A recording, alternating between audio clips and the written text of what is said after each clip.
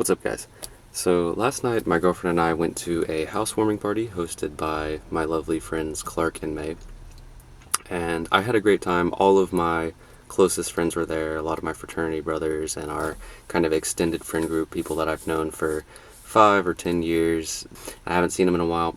I had an absolutely amazing time catching up with everybody, but my girlfriend did not, unfortunately. I mean, she still had a good time, but as we were driving home, she was telling me that she felt like awkward and a little bit out of place because, everybody there knew each other. We've all been friends for a very long time, and she felt like she didn't really have anything to contribute. Just felt a little bit, like a wallflower, I guess.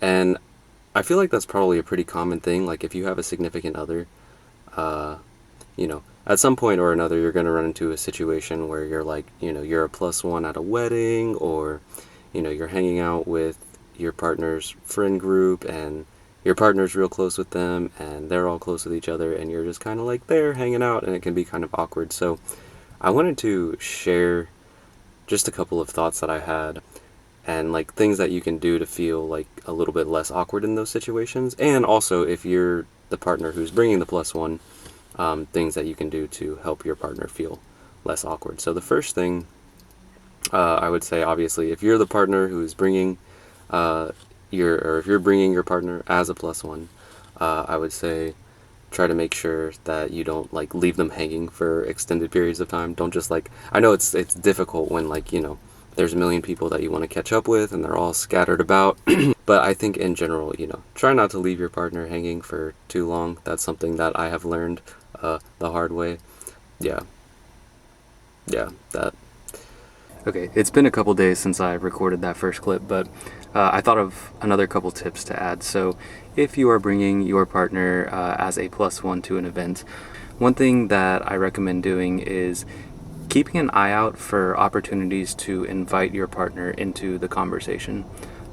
So, for example, maybe your partner loves video games and somebody mentions something about a specific game that they're playing. Even if it's not a game that your partner plays, then you might be able to chime in and say, turn to your partner and say, hey, do you play that game? Something like that, kind of inviting them into the conversation. Or maybe they're really into fashion and somebody starts talking about a new brand of makeup that they've recently tried or something like that. So little things, just look for opportunities to invite your partner into the conversations that are kind of going on around you.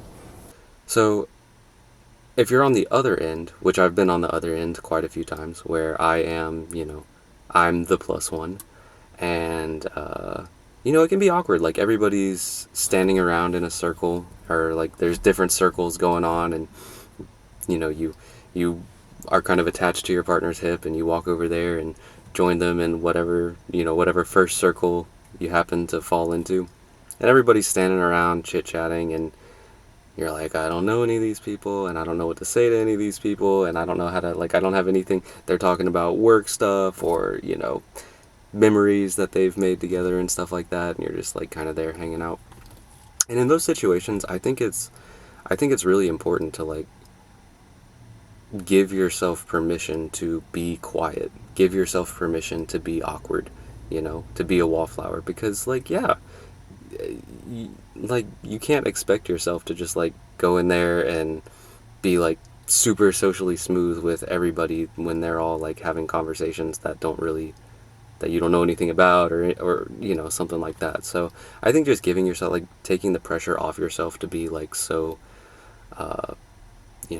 so social and so socially polished in those type situations. Like, it's perfectly acceptable to just like look at whoever's talking and smile and nod. Like, that's totally fine. So that's the first thing. And then another thing that I think that people could do is look for somebody. If you feel like you're at a party and everybody's talking and you don't really have anybody to talk to, or you don't really know what to say or anything like that, I think one thing that you could do is just look for somebody else who's in a similar boat, because a lot of times somebody else is also going to have a plus one there that maybe they don't maybe their plus one also doesn't know anybody at the party and is, more like the quiet or awkward, whatever type, and that could be, oh shit. Sorry, this thing's telling me to go get my laundry. I'm at the laundromat. But anyway, yeah, I mean, look for somebody who's like in a similar boat as you, and just go, hey, I like your shoes, or hey, that's a cool watch, just a simple compliment like that can open the door to some small talk, which then, if you want it to, can turn into a more substantial conversation or not, at least you like kind of, make one, like, even if it's like a very shallow small talk type of connection, well, maybe you bump into them again later on in the night, and you know there's somebody that you know their face now, and so yeah, so that's another thing that you can do. I'm trying to think if there's anything else. I'm gonna go get my laundry real quick. And then one last tip for if you're in the situation where you are the plus one, I recommend trying to just step away from your partner for a second. Maybe try not to be so attached to their hip and just see what happens. Because a lot of times, I mean, I know it's like you have the anxiety of like, okay, you're the only person I know here and I need you next to my side. But a lot of times good things can happen. There was one time I was my girlfriend's plus one at it was like one of those like welcome events the day before a wedding. And it was the, awkward scenario. I didn't know anybody there. She was circled up with her work friends, and I'm just standing there smiling and nodding. And after a while, I started feeling kind of weird with it. Like I said, I don't think you should feel weird with it. I think it's totally acceptable, in a situation like that. But what I did was, after a while, I was like, okay, I'm going to go grab a drink. And I just didn't come back. And it was actually totally fine. I went to the bar, I grabbed a drink, and a football game was on TV. It caught my eye, and I just stood there watching football for a little bit, and that was totally cool. Eventually, a guy came up and started chatting with me, and next thing you know, I'm in my own conversation. And then later on, my girlfriend came and got me, and she was like, "Where'd you go? Come on, come back and hang out with us." And, worked out just fine. So, yeah.